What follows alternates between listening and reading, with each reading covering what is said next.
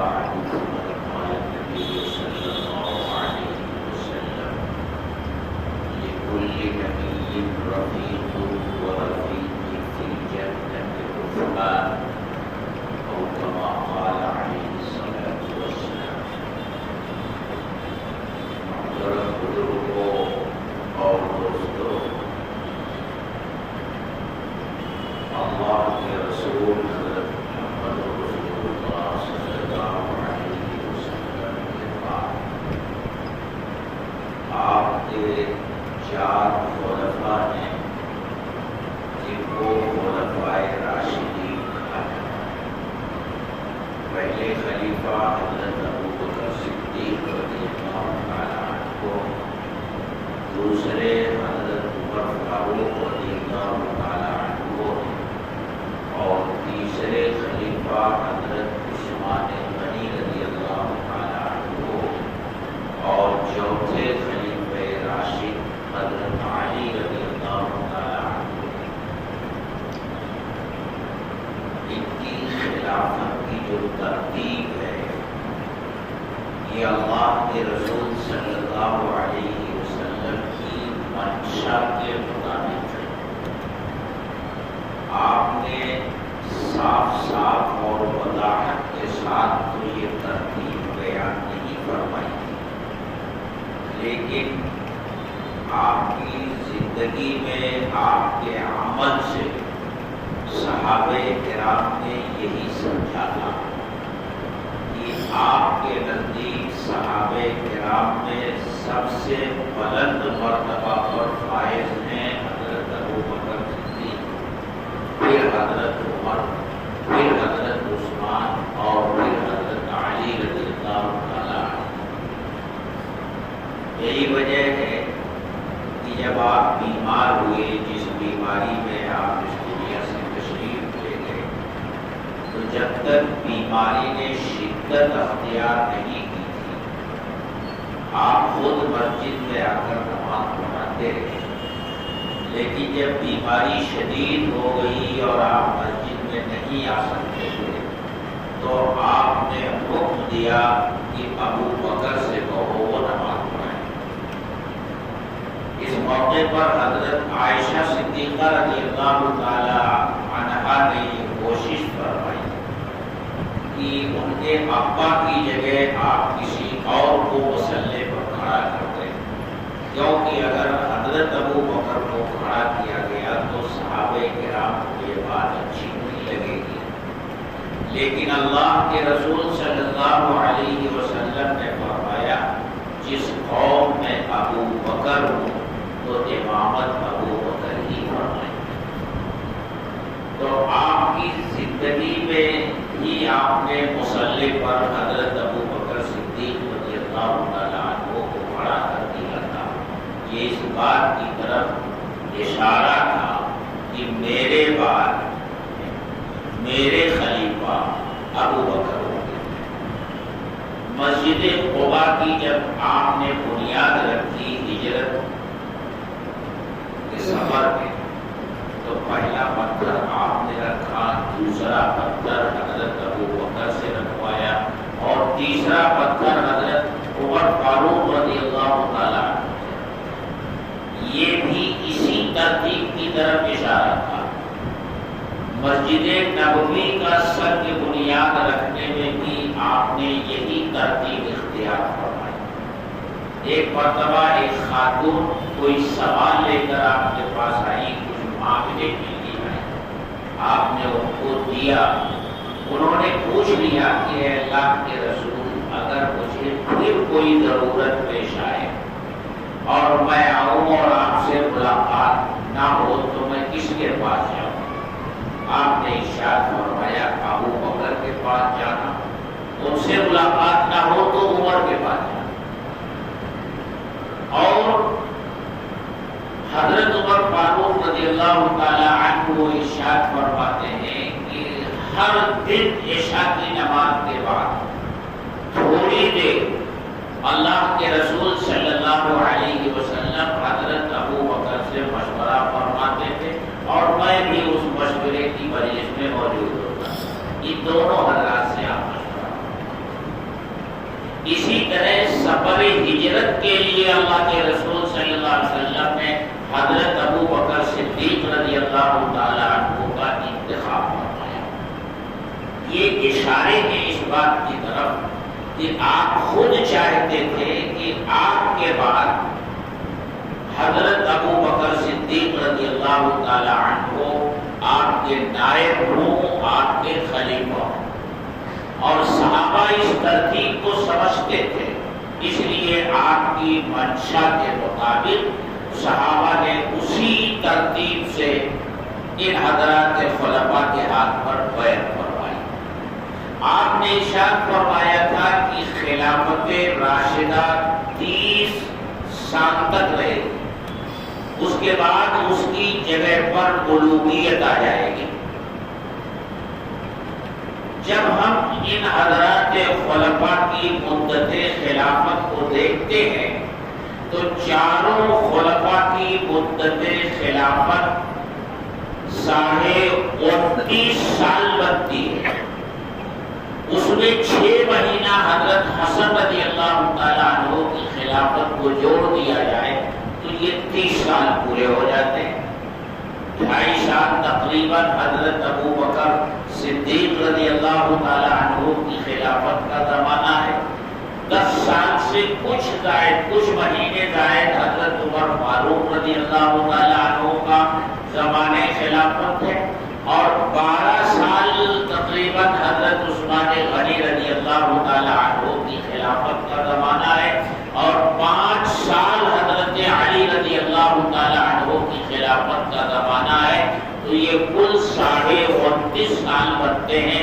حضرت علی رضی اللہ تعالیٰ عنہ کی شہادت کے بعد 6 مہینے کے لیے حضرت حسن رضی اللہ تعالیٰ عنہ خلیفہ ہوئے ہیں، اور پھر انہوں نے 47 ہجری میں حضرت معاویہ رضی اللہ تعالیٰ عنہ سے مصالحت فرمائی اور خلافت سے دستبردار ہو گئے۔ تو یہ 30 سال اس طرح پورے ہوتے ہیں۔ ان خلفائے راشدین میں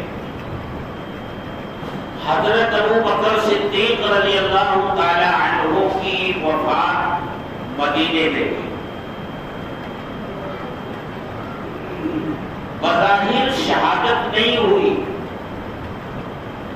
لیکن مورخین سیرت نگار اور علماء لکھتے ہیں کہ غار ثور میں جب اللہ کے رسول صلی اللہ علیہ وسلم کے ساتھ حضرت ابو بکر صدیق تھے، اور اس غار میں جو سوراخ تھے جب سب کو بند کر دیا، کچھ سوراخ رہ گئے تو اس پر اپنا پیر لگا لیا تھا تاکہ کوئی موذی جانور یہاں سے نکل کر اللہ کے رسول صلی اللہ علیہ وسلم کو تکلیف نہ پہنچائے۔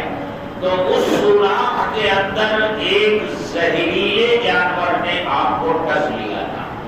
واقعات آپ نے سنے ہیں کہ حضرت ابو بکر صدیق رضی اللہ تعالی عنہ نے اس پھیلتے ہوئے زہر کو اور اس کی تکلیف کو برداشت کیا۔ اللہ کے رسول صلی اللہ علیہ وسلم آپ کی گود میں اپنا سر مبارک رکھ کر آرام فرما رہے تھے، لیکن ابو بکر صدیق رضی اللہ تعالی عنہ کی آنکھوں سے آنسو آپ کے رخسار پر ٹپک گئے۔ آپ بیدار ہوئے اور پھر آپ نے اپنا لعاب دہن اس زخم پر لگا دیا اور زہر کا اثر جاتا رہا۔ علماء نے لکھا ہے کہ مرض الوفات میں اس زہر کا اثر واپس آ گیا تھا، اور یہ تو ہونا ہی چاہیے تھا، کیونکہ ابو بکر تو ثانیہ اثنین تھے۔ اللہ کے رسول صلی اللہ علیہ وسلم کے حالات سے، آپ کی سیرت سے اور آپ کی شخصیت کے جتنے قریب ابو بکر تھے، صحابہ میں کوئی نہیں تھا۔ یہی وجہ تھی کہ اللہ کے رسول صلی اللہ علیہ وسلم کی عمر 63 سال ہوئی تو ابو بکر کی عمر بھی 63 سال ہوئی۔ اللہ کے رسول صلی اللہ علیہ وسلم کے مرض الوفات میں بھی اس زہر کا اثر لاحول کر آیا تھا جو فتح خیبر کے موقع پر ایک یہودن نے دیا تھا، اور آپ کے ساتھ جو صحابی تھے انہوں نے گوشت کھا لیا تھا، وہ شہید ہو گئے تھے، لیکن آپ نے جیسے ہی اپنے منہ میں رکھا جبریل امین نے آپ کو اطلاع دی اور آپ نے اس کو اگل دیا، لیکن اس کا اثر آخر عمر میں آپ کے اوپر آیا تھا۔ صدیق اکبر کو اتنی قربت تھی اور اتنی مشابہت تھی، باقی 3 خلفاء شہید ہوئے۔ حضرت عمر فاروق رضی اللہ تعالی عنہ مسجد نبوی میں مصلی پر نماز پڑھاتے ہوئے شہید ہوئے۔ حضرت عثمان غنی رضی اللہ تعالی عنہ مدینے میں ان کے اپنے مکان میں شہید کیے گئے۔ حضرت علی رضی اللہ تعالی عنہ کی شہادت کوفہ میں فجر کی نماز کے وقت جب وہ مسجد میں داخل ہو رہے ہیں، ان کے اوپر قاتلانہ حملہ ہوتا ہے اور وہ شہید ہوتے ہیں۔ حضرت حسن رضی اللہ تعالی عنہ کو بھی زہر دیا گیا اور اس زہر کے اثر سے ان کی موت ہوئی۔ تو شہادتوں کا یہ سلسلہ تو اسلام کی تاریخ ہے۔ اسلام کی تاریخ قربانیوں اور شہادتوں سے بھری ہوئی ہے۔ اللہ کے رسول صلی اللہ علیہ وسلم کے مکی دور سے ہی شہادتوں کا سلسلہ شروع ہو گیا ہے، اور سب سے پہلی شہادت ایک خاتون نے پیش کی ہے، حضرت سمیہ رضی اللہ تعالی عنہ، اور پھر مدینہ تشریف لانے کے بعد تو کچھ شہادتوں کی گنتی ہی نہیں رہ گئی۔ بدر کے شہداء، احد کے شہداء، دوسرے غزوات کے شہداء، بیر معونہ کے شہداء، احد کے شہداء، خندق کے شہداء، ایک لمبی فہرست ہے، اور وہ سلسلہ کبھی رکا نہیں ہے، مسلسل جاری ہے، اور قیامت تک شہادتوں کا یہ سلسلہ چلتا رہے گا۔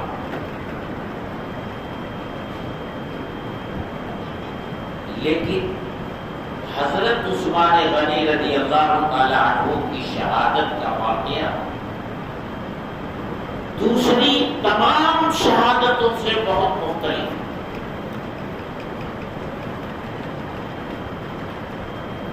اور وجہ طور سے یہ کہا جا سکتا ہے کہ جو مظلومانہ شہادت حضرت عثمان غنی رضی اللہ تعالی عنہ کی ہوئی ہے، اس درجے کی مظلومانہ شہادت اسلام کی تاریخ میں کوئی اور شہادت نہیں ہے۔ یہی ایک نکتہ بھی سمجھ لیجیے، اسلام کی تعلیمات یہ ہیں کہ جب تک کسی کا جرم ثابت نہ ہو جائے اس وقت تک اسے کوئی سزا نہ دی جائے۔ شبہے کی بنیاد پر کسی کو کوئی سزا نہ دی جائے، محض شک کی بنیاد پر کسی کو گرفتار نہ کیا جائے۔ اور اس کا نمونہ پیش کیا ہے حضرت محمد رسول اللہ صلی اللہ علیہ وسلم نے۔ واقعہ میں نے آپ کو پہلے بھی سنایا ہے کہ غزوہ بدر کے بعد مکہ والوں پر گویا ایک قیامت سی ڈوب گئی تھی۔ ان کے 70 بڑے بڑے سردار مارے گئے تھے اور 70 ہی قیدی بنا کر لائے گئے تھے۔ مکہ کے گھر گھر میں صفے ماتم بچھی ہوئی تھی۔ عمیر ابن وہب، جس کا بیٹا جس کا نام وہب تھا، یعنی جو دادا کا نام تھا وہی پوتے کا نام تھا، وہ قیدی بنا کر مدینہ لایا گیا تھا۔ مکہ والے اپنے قیدیوں کو فدیہ دے کر چھڑانے کے لیے مدینہ آیا کرتے تھے۔ اس نے بھی ایک سازش کی عمیر نے، صفوان ابن امیہ سے عہد معاہدہ کیا دونوں نے کہ تم جاؤ اور اس معاملے کو ختم ہی کر دو، اگر تم مارے گئے تو تمہارے بال بچوں کی ذمہ داری میں لیتا ہوں، تمہارے اوپر جو قرض ہے اس کی ذمہ داری میں لیتا ہوں۔ عمیر ابن وہب نے اپنی تلوار تیز کی، زہر سے اسے آلودہ کیا اور وہ مدینہ پہنچا۔ مسجد نبوی کے سامنے اس نے اپنی سواری بٹھائی۔ اس وقت حضرت عمر فاروق رضی اللہ تعالی عنہ کچھ ساتھیوں کے ساتھ آگے بیٹھے ہوئے تھے، اللہ کے رسول صلی اللہ علیہ وسلم اندر تھے۔ حضرت عمر فاروق رضی اللہ تعالی عنہ نے جب اسے دیکھا تو اپنے ساتھیوں سے کہا یہ بدبخت کسی بری نیت سے ہی آیا، تم ایسا کرو کہ اندر جاؤ اور اللہ کے رسول صلی اللہ علیہ وسلم کے پاس بیٹھ جاؤ اور چوکنا رہنا۔ پھر آگے بڑھے اور اس کے گریبان کو پکڑ کر کے کہ اس کے کپڑے کا حصہ اور تلوار کا حصہ حضرت عمر فاروق رضی اللہ تعالیٰ عنہ کے ہاتھ میں، اور اس طرح لے کر اللہ کے رسول صلی اللہ علیہ وسلم کی خدمت میں حاضر ہوئے۔ آپ نے جب اس طرح دیکھا تو فرمایا اوپر چھوڑ دو۔ انہوں نے عرض کیا کہ اللہ کے رسول یہ تلوار لے کر کے آیا ہے، فرمایا چھوڑ دو۔ پھر آپ نے پوچھا کس لیے آئے ہو؟ کہا میرا بیٹا آپ کی قید میں ہے، اس کا فدیہ دے کر چھڑانے آیا ہوں۔ تو فرمایا تلوار کیوں لے کر آئے ہو؟ تو اس نے کہا ان تلواروں نے بدر کے میدان میں ہماری کیا مدد کی؟ آپ نے فرمایا سچ سچ بتاؤ عمیر کس لیے آئے ہو؟ اس نے کہا میں اپنے قیدی کو چھڑانے کے لیے آیا ہوں۔ اور ادھر تو جبریل امین خبر دے چکے تھے یہ کس ارادے سے آیا ہے۔ فرمایا اچھا یہ بتاؤ حدیث میں بیٹھ کر صفوان ابن امیہ سے تمہاری کیا گفتگو ہوئی ہے؟ پھر آپ نے ان دونوں کے درمیان جو گفتگو ہوئی تھی وہ بتائی ہے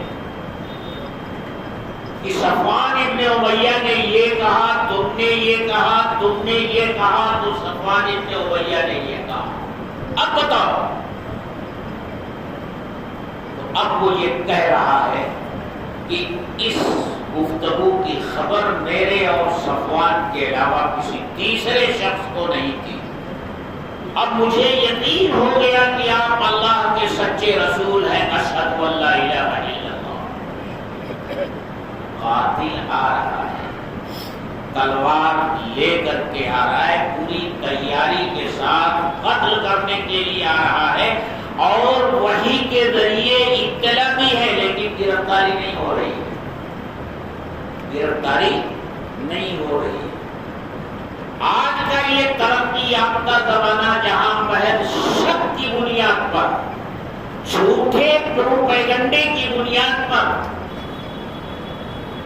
گرفتاریاں ہوتی ہیں، پولیس کاؤنٹر ہوتے ہیں اور گھر کے گھر اجاڑ دیے جاتے ہیں، صرف ایک سوچا یہ چھوڑ دیا جاتا ہے یہ فلاں وزیر کو فلاں عہدیدار کو قتل کرنے کے ارادے سے آیا تھا یا یہ لوگ اس لیے بیٹھے ہوئے تھے۔ وہاں تو یقینی ہے کہ وہ قتل کے ارادے سے آیا۔ اسلام شبہے کی بنیاد پر اور شک کی بنیاد پر کسی کارروائی کی اجازت نہیں دیتا۔ حضرت عمر فاروق رضی اللہ تعالیٰ عنہ کی شہادت کے واقعے میں بھی یہ بات موجود ہے۔ ابو لؤلؤ فیروز مجوسی جس نے حضرت عمر رضی اللہ تعالیٰ عنہ کو شہید کیا ہے، وہ شکایت لے کر آتا ہے کہ میرے آقا مغیرہ ابن شعبہ روزانہ مجھ سے 2 درہم وصول کرتے ہیں۔ اس زمانے میں یہ ہوتا تھا کہ غلاموں کو کام کرنے کی اجازت دے دی جاتی تھی، وہ کماتے تھے اور مالک جو ہوتا تھا اس میں سے کچھ رقم اس سے لیتا تھا۔ حضرت مغیرہ ابن شعبہ رضی اللہ تعالی عنہ نے 2 درہم مقرر کر رکھے تھے۔ جب اس نے کہا کہ مغیرہ ابن شعبہ مجھ سے زیادہ لے رہے ہیں تو آپ نے پوچھا تم کام کیا کیا جانتے ہو؟ تو اس نے کہا میں بڑھئی کا کام بھی جانتا ہوں، میں لوہار کا کام بھی جانتا ہوں، میں یہ بھی جانتا ہوں، میں یہ بھی جانتا ہوں۔ تو حضرت عمر فاروق رضی اللہ تعالیٰ عنہ نے فرمایا کہ یہ 2 درہم زیادہ نہیں ہے۔ وہ ناراض ہو گیا۔ آپ نے فرمایا اچھا ایک کام کرو، مجھے ایک چکی کی ضرورت ہے آٹا پیسنے کے لیے، تم ایک چکی میرے لیے بنا دو۔ جاتے جاتے اس نے کہا کہ میں آپ کے لیے ایک ایسی چکی بناؤں گا جو قیامت تک گھومتی رہے۔ جب وہ چلا گیا تو جو صحابہ کرام بیٹھے ہوئے تھے، حضرت عمر فاروق رضی اللہ تعالیٰ عنہ نے ارشاد فرمایا یہ مجھے قتل کی دھمکی دے کر گیا، یہ مجھے قتل کرنے کی دھمکی دے کر گیا ہے۔ اور 2-3 دن کے بعد ہی وہ واقعہ پیش آ گیا۔ یہ سب میں شامل ہوا، اور جیسے ہی فجر کی نماز شروع ہوئی اور نماز پڑھائے کے لیے کھڑے ہو گئے، نماز شروع کی، ویسے ہی اس نے 2 دھاری خنجر، دونوں طرف اس کے دھار، اس سے 6 بار کیے ہیں حضرت عمر فاروق رضی اللہ تعالیٰ عنہ کے اوپر، اور آپ مصلی پر گر گئے ہیں۔ لیکن صحابہ کی تربیت دیکھیے کہ اللہ کے رسول صلی اللہ علیہ وسلم نے ان کی تربیت کیا فرمائی تھی۔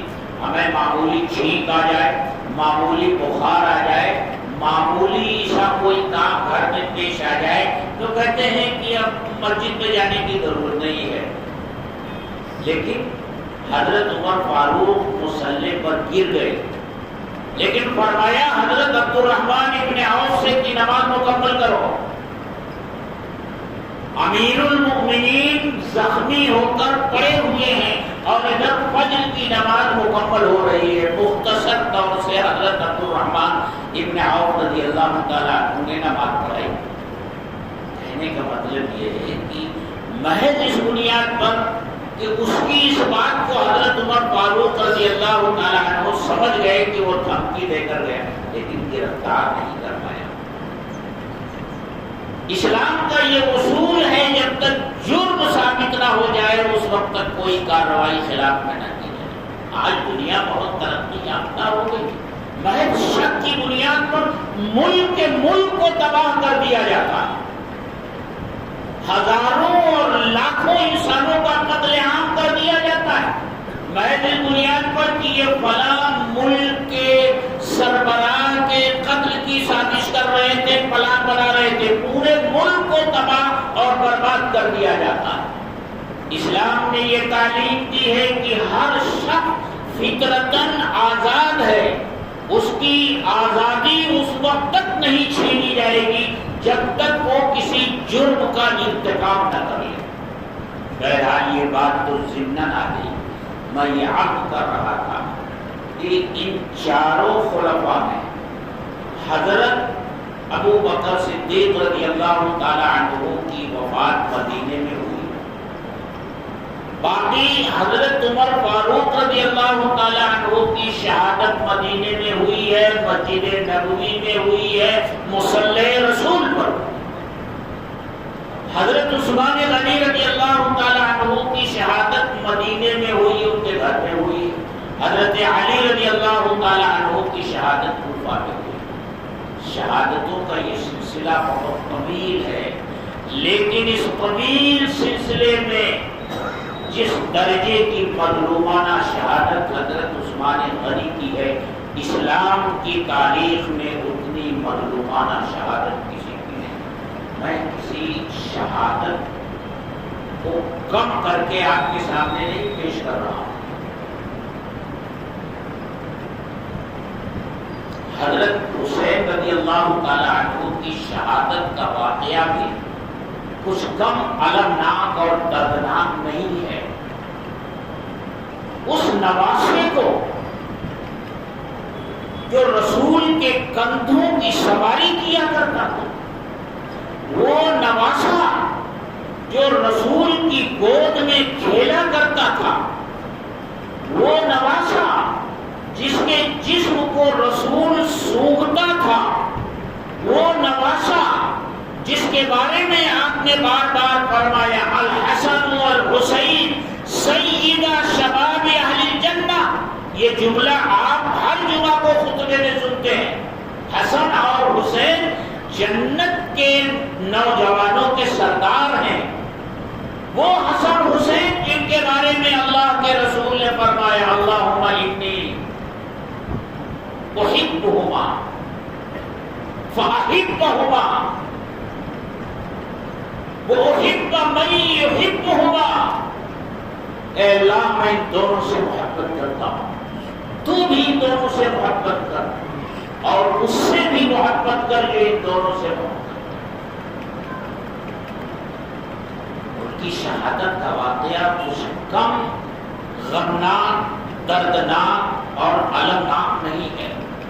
بڑی بے دردی کے ساتھ 72 افراد کو کوفیوں نے شہید کیا ہے، اور یہ وہ کوفی ہیں جنہوں نے خطوط بھیج کر ان کو بلایا ہے، عہد و پیمان کر کے ان کو بلایا ہے.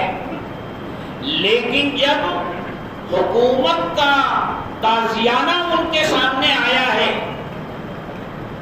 تو ڈر اور خوف کی وجہ سے وہ سارے اپنے عہد و پیمان بھول گئے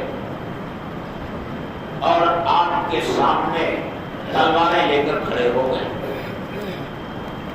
یہ کم دردناک اور المناک نہیں ہے. میں اس واقعے شہادت کی غمناکی، المناکی اور دردناکی کو کم نہیں کرنا چاہتا ہوں، لیکن ایک حقیقت ہے، اس کا اظہار بھی ضروری ہے. جانتے ہیں حضرت عثمان غنی کون ہے؟ حضرت عثمان غنی ذو النورین ہے. یہ مقام پوری انسانیت میں حضرت عثمان کے علاوہ کسی کو نہیں ملا. آپ کے علاوہ کوئی ایسا انسان نہیں آیا اس دنیا میں جس کے نکاح میں کسی نبی کی 2 بیٹیاں ایک کے بعد دیگرے آئی. اللہ کے رسول صلی اللہ علیہ وسلم نے پہلے اپنی بیٹی حضرت رقیہ کا نکاح حضرت عثمان غنی رضی اللہ تعالیٰ عنہ کے ساتھ فرمایا. ان کے انتقال کے بعد اپنی صاحبزادی ام کلثوم کا نکاح فرمایا، اور جب حضرت ام کلثوم کا بھی انتقال ہو گیا تو آپ نے فرمایا میری اور بیٹیاں ہوتی تو میں عثمان کے نکاح میں دیتا. آپ اپنے گھر میں تشریف فرما ہے، اور آدمی جب اپنے گھر میں بیٹھا ہوتا ہے تو ظاہر سی بات ہے کپڑوں کا اتنا اہتمام نہیں کرتا. جیسے ابھی آپ اپنے گھر میں بیٹھے ہو، کبھی سر پر ٹوپی نہیں ہے، ٹوپی کنارے رکھ دیا، یا اوپر کا کپڑا اتار کر رکھ دیا. سطر ڈھکا ہوا ہے لیکن جو زائد کپڑے اتار کر رکھ دیے. اللہ کے رسول صلی اللہ علیہ وسلم کچھ اسی انداز کی کیفیت میں اپنے گھر میں بیٹھے. ابو بکر آئے، اجازت مانگی، آپ نے اجازت دے دی، وہ اندر داخل ہوئے، آپ اسی طرح بیٹھے گئے. پھر عمر آئے، اجازت مانگی، اجازت ملی اور آ کر بیٹھ گئے، اور آپ اسی طرح بیٹھے گئے. حضرت علی آئے، اجازت مانگی، اجازت ملی اور آ کر مجلس پہ بیٹھ گئے، آپ اسی طرح بیٹھے ہیں. پھر حضرت عثمان آ رہے ہیں، اجازت مانگ رہے ہیں، آپ نے فوراً اپنے کپڑے درست فرمائے، اور پھر حضرت عثمان غنی رضی اللہ تعالیٰ عنہ کو آنے کی اجازت دی. وہ آئے. بعد میں آپ سے پوچھا گیا کہ یہ حضرات آئے تو آپ اسی طرح بیٹھے رہے، لیکن عثمان کے آنے پر آپ نے اپنے کپڑے درست کر لیے، کیوں؟ تو فرمایا جس شخص سے آسمان کے فرشتے حیا کرتے ہیں میں اس سے حیا کیوں نہ کروں؟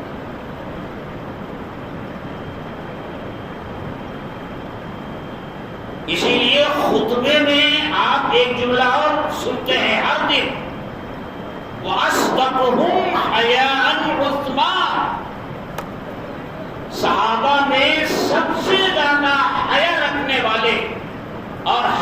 کے بارے میں سچے حضرت عثمان غنی رضی اللہ تعالیٰ، اور لقب کیا دربار رسالت سے ملا ہے؟ غنی کا۔ یہ دربار رسالت کے غنی ہیں جو ہر وقت اپنی دولت کو اللہ کے راستے میں قربان کرنے کے لیے تیار ہے۔ غزوہ تبوک کے موقع پر جب آپ نے چندے کا اعلان فرمایا تھا تو جانتے ہیں عثمان غنی کا چندہ سب سے زیادہ تھا۔ کتنا تھا؟ 900 اونٹ، 100 گھوڑے، 200 اوقیہ چاندی۔ 200 اوقیہ چاندی کے جو درہم ہوتے ہیں موجودہ وزن کے اعتبار سے 29.5 کلو چاندی ہوتی ہے۔ 1000 دینار سونے کے سکے، 1000 دینار کا وزن آج کے وزن کے اعتبار سے 5.5 کلو سونا ہوتا ہے۔ یہ حضرت عثمان غنی رضی اللہ تعالیٰ عنہ، یہ ہے حضرت عثمان غنی۔ اللہ کے رسول نے فرمایا ہر نبی کا ایک ساتھی ہوتا ہے، میرا رفیق جنت میں عثمان۔ ان کی شہادت کیسے ہوئی؟ میری نظر گھڑی کی کانٹے پر گئی۔ اب واقع شہادت کا ذکر اگر تفصیل سے کرتا ہوں تو میرا خیال یہ ہے کہ نہ وہ مکمل ہوگا اور وقت بھی زیادہ ہو جائے گا، تو اس کو اگلے جمعہ کے لیے رکھتے ہیں کہ حضرت عثمان غنی رضی اللہ تعالیٰ عنہ کی شہادت کتنے مظلومانہ انداز میں ہوئی، اس کو سنیے، پڑھیے اور پھر فیصلہ کیجیے کہ جتنی شہادتیں ہیں تاریخ اسلام میں، کیا اس سے زیادہ مظلومانہ کوئی اور شہادت ہے؟ شہادت بڑا مقدس عمل ہے۔ خود اللہ کے رسول صلی اللہ علیہ وسلم نے شہادت کی تمنا اور آرزو فرمائی ہے۔ بخاری شریف کی روایت ہے، والذی نفسی بیدہ لوددت انی اقتل فی سبیل اللہ ثم احیا ثم اقتل ثم احیا ثم اقتل ثم احیا ثم اقتل۔ وہ ذات جس کے قبضے میں میری جان ہے، میری یہ خواہش اور تمنا ہے کہ میں اللہ کے راستے میں قتل کیا جاؤں، پھر زندہ کیا جاؤں، پھر قتل کیا جاؤں، پھر زندہ کیا جاؤں، پھر قتل کیا جاؤں، پھر زندہ کیا جاؤں، پھر قتل کیا جاؤں، 3 مرتبہ زندہ کیا جاؤں۔ شہید کا مقام اتنا اونچا ہے۔ اور ایک حدیث میں اللہ کے رسول نے فرمایا شہید کو جب شہید کیا جاتا ہے تو اس کو بس اتنی ہی تکلیف ہوتی ہے جتنی چیونٹی کاٹنے کی تکلیف ہوتی ہے۔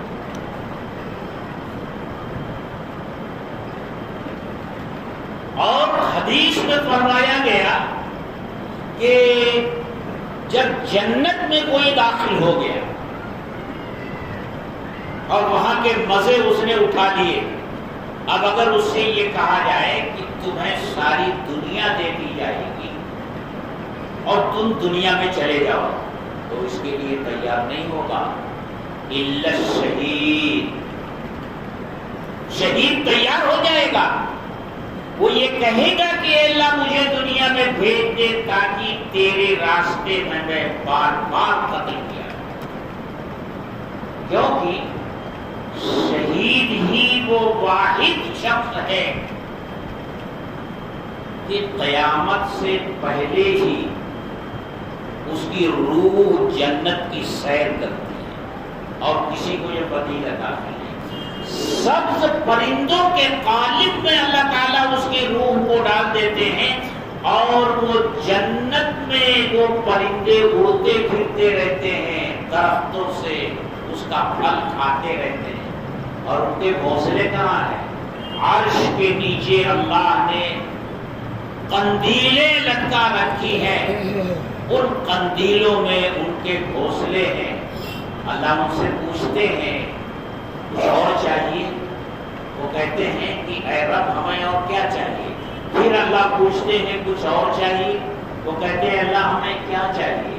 پھر اللہ پوچھتے ہیں کچھ اور چاہیے؟ اب وہ یہ سمجھتے ہیں کہ اللہ ہم سے کچھ کہلوانا ہی چاہتے ہیں، تو کہتے ہیں اے اللہ ہماری روحوں کو ہمارے جسموں میں لوٹا دیجیے تاکہ ہم ایک بار اور تیرے راستے میں قتل کیے جائیں۔ یہ آرزو اور تمنا ہوتی ہے۔ اس لیے میرے دوستو شہادت بڑا عظیم مقام اور مرتبہ، انشاءاللہ اگلے جمعہ کو حضرت عثمان غنی رضی اللہ تعالیٰ